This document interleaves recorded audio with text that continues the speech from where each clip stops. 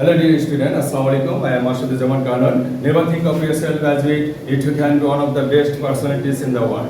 Dear student, আজকে আমরা SSC সাধারণ গণিতের বৃত্ত নিয়ে আলোচনা করব। এটা শুধু এসএসসি নয়, এটা অষ্টম শ্রেণী পর্যন্ত সবার জন্য খুবই গুরুত্বপূর্ণ। চলো শুরু করা যাক।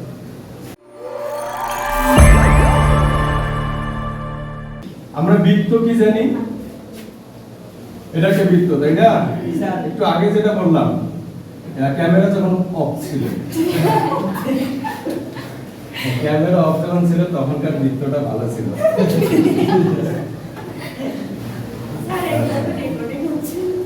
আরে হো, স্টুডেন্টরা মজা পাবে, তো সমস্যা নেই। স্টুডেন্টদের বোঝার জন্য দেখো না, ডান্স করতে হয়, তারপর গান গাইতে হয়, এগুলো লেখাপড়ারই অংশ। এটা কি করে জানো? এটা আমাদের মস্তিষ্ককে সাথে সাথে রিফ্রেশ করে ফেলে। কম্পিউটারকে যখন আমরা মানে অনেক ধরনের কাজ দেই, কম্পিউটার হ্যাং হয়ে যায়, তাই না? তখন আমরা রিফ্রেশ করি না। আমরা যখন পড়ি তখন পড়ার মাঝে যে দেখবে স্যাররা তোমাদের একটু বিনোদন দেয়, ওটা কি জানো? ওটা হলো কৌশল, তোমাদের মস্তিষ্কটাকে রিফ্রেশ করার জন্য। বৃত্ত কি? তোমরা এখানে একটা নির্দিষ্ট কেন্দ্রবিন্দু দেখতেছো, এখান থেকে দূরত্ব কেমন হবে? তাহলে আমরা কি বলতে পারি? তারপর এটা হচ্ছে সরলরেখা, আর এগুলো হলো কি বক্ররেখা, তাই না? এটাও কি একটা গোলাকার বক্ররেখা। তাহলে নির্দিষ্ট কেন্দ্রবিন্দু, এটা কেন্দ্রবিন্দু, আর এই যেগুলো দ্বারা বোঝাচ্ছি সমান দূরত্ব। এই দুইটা কথা তোমাকে বলতেই হবে, যে একটি নির্দিষ্ট বিন্দুকে কেন্দ্র করে সমান দূরত্ব বজায় রেখে যে গোলাকার বক্ররেখা কল্পনা করা হয় তাকে বৃত্ত বলে। আমরা আজকে বৃত্তের খুঁটিনাটি সবগুলো বিষয় এত ভালোভাবে বুঝবো, বৃত্ত সম্পর্কিত যে জ্যামিতি আছে সেগুলো তোমাদের কাছে পানি হয়ে যাবে। আমাদের অনেক গুরুত্বপূর্ণ বিষয় এই বৃত্তের মাঝে লুকায়িত থাকে, যেগুলো কোথায় থাকে জানো? ওই যে উপপাদ্য আমরা করি, উপপাদ্যের ওই সাইডে কিছু লেখা থাকে। আমরা অনেক সময় বলি যে এটা মনে থাকে না, বা কি জানি লেখা ছিল, এরকমটা মনে হয়। এই সাইডে কিন্তু মানে সাইডে কোনগুলো থাকে বলো তো? তুমি একটা কথা বলছো, এই কথাটা যে ঠিক, এটার যুক্তিটা কিন্তু সাইডের মধ্যে দেওয়া থাকে। বৃত্ত বুঝছি? এটা কি বলো তো? এইটা হলো জ্যা, জ্যা, তাই না? তাহলে তোমাকে যদি বলা হয় এখন জ্যা কি, আমি বলছিলাম সব সময় তোমরা কি না অভিনেতাকে ফলো করো, অভিনেতার অভিনয় করো। দেখো, তাহলে এটা কি বৃত্ত? বৃত্তের এটা কি একটা বৃত্তস্থ বিন্দু, কি বৃত্তস্থ বিন্দু।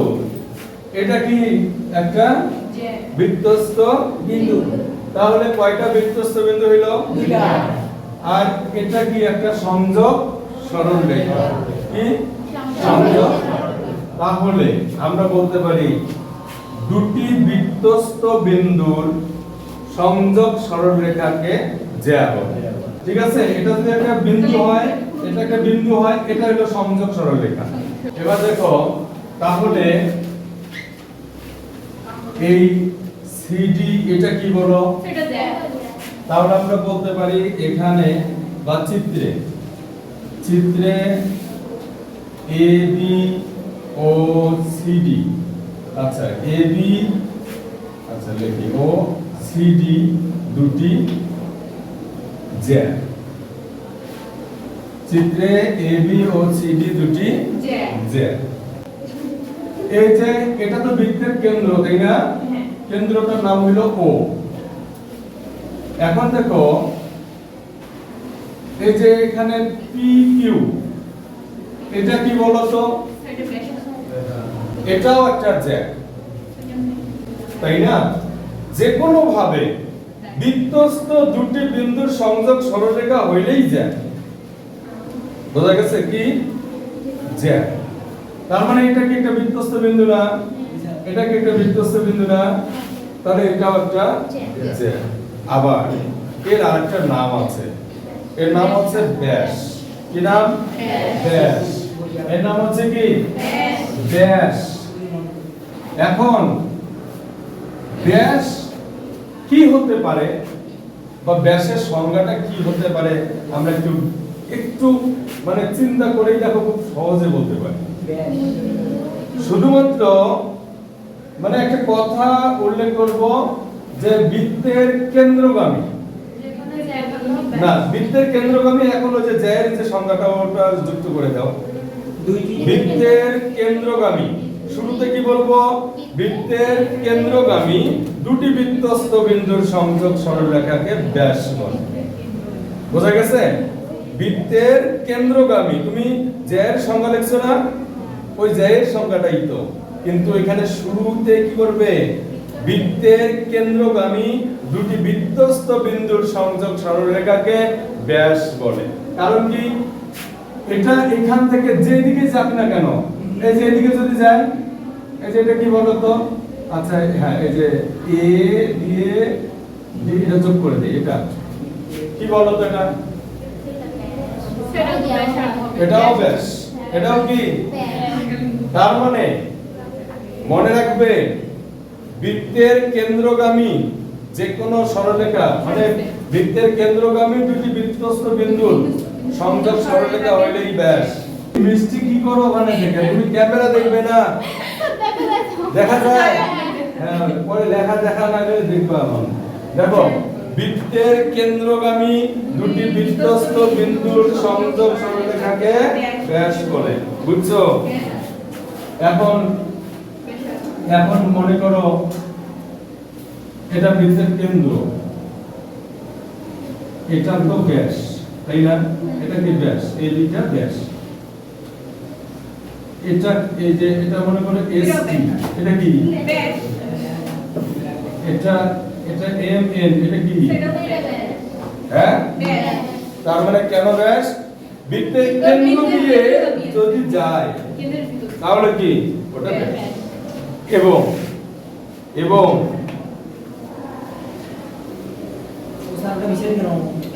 এটা লাগবে। এবং এটা কি বলতো? ব্যাস এবং কি? ব্যাস এবং জ্যা।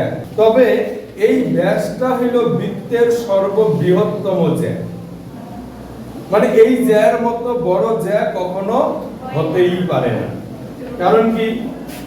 এখন দেখো, এই যে এবিটা একটা জ্যা না? পি কিউ জ্যা থেকে কি বড় হতে পারে? না। এখানে যদি একটা জ্যা হয়, পি কিউ থেকে বড় হতে পারে? এটাই সবথেকে বড় জ্যা। অর্থাৎ ব্যাস হচ্ছে বৃত্তের বৃহত্তম জ্যা। ঠিক না বেঠি? একে বৃত্তের বৃহত্তম জ্যা বলা। তাহলে চিত্রে চিত্রে ব্যাস কি বলতো? বলো, ব্যাসের নাম কি বলো? এই চিত্রে ব্যাস কি কি বলো? চিত্রে পি কিউ আর কি? এডি। গুড। পি কিউ এডি ব্যাস। আবার কি? ওই যে ব্যাসকে তো বৃহত্তম জ্যা বলা হয়, ওটা তো দেয়াই আছে। বোঝা গেছে? জিয়া বলছো ব্যাস কি বুঝছো? বৃত্তের কেন্দ্র দিয়ে, যে কেন্দ্র দিয়ে যখন কোন সরলরেখা যাবে ওটার নামই ব্যাস। যেমন এটা এখান থেকে আসছে, কেন্দ্র দিয়ে আসছে এই রেখাটা, তাহলে পিকিউ, তাহলে পিকিউটা ব্যাস। আবার এই রেখাটা ওই কেন্দ্র দিয়ে গেছে, তাহলে এডি, তাই না? তাহলে এডিটাই হলো কি? ব্যাস। বোঝা গেছে? বুঝতে পারছো সবাই? এবার দেখো ব্যাসার্ধ কি? ব্যাসার্ধ। ব্যাসার্ধ কাকে বলে? হইল এটা সংজ্ঞা, ব্যাসের অর্ধেক ব্যাসার্ধ। দেখো, এখন আমরা সংজ্ঞা কিন্তু দিতে পারবো, খুব সহজ ভাবে সংজ্ঞা দিতে পারবো। ব্যাসার্ধ কি? এটা বৃত্তের কি? বৃত্তের কেন্দ্র। আচ্ছা আমাকে বলো তো পিকিউ এর মধ্যে মানে ব্যাসার্ধের নামটা বলো তো।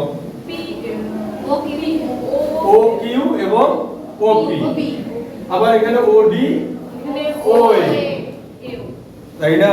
বুঝছো সবাই? মনে করে বুঝছো? এখানে পিকিউটা হলো ব্যাস, পিকিউটা কি ব্যাস, তাহলে এই ও থেকে পি এই ব্যাসের অর্ধেক না? ও থেকে কিউ কি বাকি আর অর্ধেক না? তাহলে আমরা বলতে পারি তাহলে এটা কি বৃত্তের কেন্দ্র, এটা কি বলো বৃত্তের কেন্দ্র, এটা বৃত্তের কেন্দ্র, এটা কি বৃত্তস্থ বিন্দু। তাহলে বৃত্তের কেন্দ্র ও বৃত্তস্থ বিন্দু বা বৃত্তের কেন্দ্র হতে যে কোনো বৃত্তস্থ বিন্দু, যে কোনো বৃত্তস্থ বিন্দু কি বলছি? বৃত্তের কেন্দ্র হতে যে কোনো বৃত্তস্থ বিন্দুর সংযোগ সরলরেখাকে ব্যাসার্ধ বলে। আবার বৃত্তের কেন্দ্র হতে, এটা কি বৃত্তের কেন্দ্র না? তাহলে বৃত্তের কেন্দ্র হতে যে কোনো একটি বৃত্তস্থ বিন্দুর সংযোগ সরলরেখাকে ব্যাসার্ধ বলে। তাহলে বলো তো আমাকে এই চিত্রে ব্যাসার্ধগুলোর নাম বলো। আচ্ছা তারা সবাই চুপ করো। আর জয় বলো, তুমি একটা ব্যাসার্ধের নাম বলো। O Q. সাদিয়া তুমি একটা ব্যাসার্ধের নাম বলো। O P. বসো। তারপর সাথী একটা ব্যাসার্ধের নাম বলো। ওডি। বসো। তারপর তৃতীয় বলো একটা ব্যাসার্ধের নাম বলো। বসো। ওএ। বসো। তারপর আয়েশা আরেকটা ব্যাসার্ধের নাম বলো।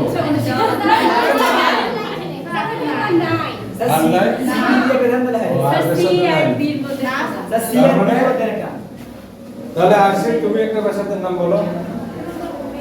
আরে ব্যাসার্ধ নাই।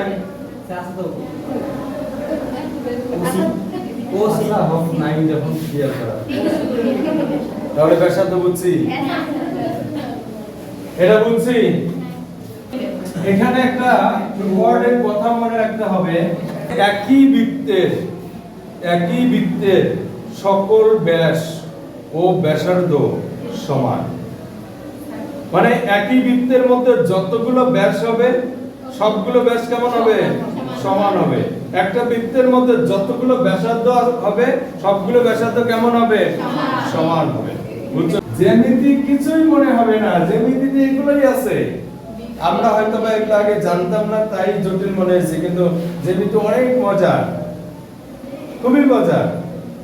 এই বৃত্ত সম্পর্কিত যত জ্যামিতি আছে সবগুলোতে এই কথাগুলো পাবে। বাচ্চারা একটু লক্ষ্য করো, একটু মন দিয়ে শোনো। দেখো ও কিউ সমান ওপি সমান ওডি সমান ওএ, কারণ প্রত্যেকেই কি সমান। আবার এখানে কি বলা যায় বলতো? এই যে এটার জন্য ব্যাস সমান, তার মানে কি আবার কি বলা যায়? পিকিউ সমান এডি। এখন তুমি জ্যামিতি যখন করো তখন এরকম মানে দেওয়া আছে পিকিউ সমান এডি, সাইডে লেখা থাকে কি একই বৃত্তের সকল ব্যাস সমান। মানে এ পিকিউ এবং এডি সমান কেন? একই ওই যে সাইড নোট থাকে একই বৃত্তের সকল ব্যাস সমান। ও কিউ সমান ওএ কেন? একই বৃত্তের সকল ব্যাসার্ধ সমান। বুঝছো? ওপি আর ওডি সমান কেন? ওই সিয়াম, ওপি ওডি সমান কেন? ওপি ওডি সমান কারণ একই বৃত্তের সকল ব্যাসার্ধ সমান। ক্লিয়ার? বুঝছো? আচ্ছা এবার যেহেতু জায়গা কম, এবার আমি কথাগুলো বলবো, তোমরা লিখে নিবে। তোমরা যারা অনলাইনে আছো তোমরাও খাতা কলম সাথে নাও, তোমরাও লিখে নেবে। আমাদের এখানে জায়গা সংকট, তাই আমি বলবো তোমরাও যারা অনলাইনে আছো খাতা কলম সাথে নাও, সংজ্ঞাগুলো সাথে সাথে লিখে নিবে। ঠিক আছে? এখন দেখো এটা এটা তো অকেন্দ্র বিশিষ্ট একটা বৃত্ত, তাই না? অকেন্দ্র বিশিষ্ট একটা বৃত্ত। এটা হলো একটা জ্যা, এই বিটা হলো একটা জ্যা। এখানে সিডি এটাও কি একটা জ্যা, ঠিক আছে? তাহলে এবি এবং সিডি দুটি জ্যা। বলতো এই কেন্দ্র ও থেকে এবি জ্যা কত দূরে, আমরা এটা কি দ্বারা বুঝবো? দেখো তো, এই যে মার্কারটা তোমরা এখানে দেখতে পাচ্ছ, এই যে মার্কারটা দেখতে পাচ্ছ, আমি যদি বলি যে এটা একটা স্থান, ঠিক আছে? আমি যদি বলি যে ওই বিন্দুটা থেকে মার্কারটা কত দূরে আছে, এজন্য আমি মার্কারটা এমন করে ধরবো, এমন করে ধরবো, মানে সমান করে যদি ধরতে, তাহলে এই যে এখানে একটা লম্ব টেনে দেই, তাহলে কি বুঝলাম? মানে কোন জ্যায়ের দূরত্ব বুঝায় কেন্দ্র থেকে ওই জ্যার উপর লম্ব আঁকলে, অর্থাৎ জ্যায়ের দূরত্ব বুঝায় কি দ্বারা? জ্যায়ের উপর অঙ্কিত লম্ব দ্বারা। এই যে লম্ব ওই, বোঝা গেছে? তার মানে ওই দ্বারা কি বুঝায়? এবি জ্যায়ের লম্ব। মানে এখানে ওই দ্বারা কার দূরত্ব বুঝায়? কোন জ্যা? এবি জ্যায়ের দূরত্ব বুঝায়।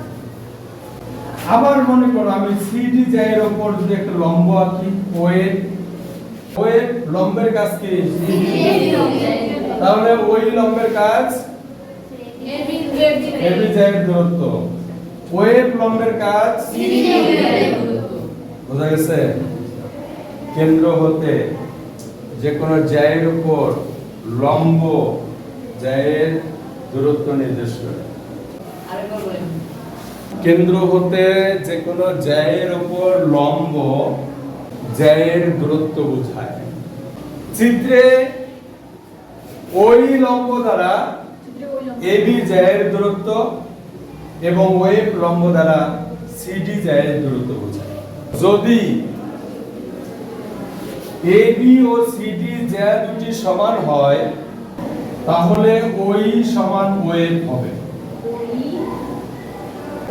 এখন দেখো, বৃত্তের কেন্দ্র হতে যে কোনো জ্যায়ের উপর লম্ব জ্যাকে সমদ্বিখণ্ডিত করে, অর্থাৎ ওই যদি এবি জ্যাকে সমদ্বিখণ্ডিত করে, তাহলে সমদ্বিখণ্ডক দুইটার নাম কি?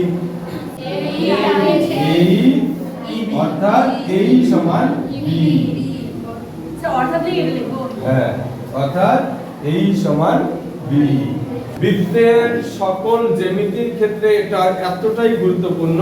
এখন দেখবে যে বৃত্ত, আমরা যে কোনো বৃত্ত আলোচনা করব, খুব সহজে বুঝতে পারবে যদি তুমি আজকের এই বিষয়গুলো আয়ত্তে ভালোভাবে নিতে পারো।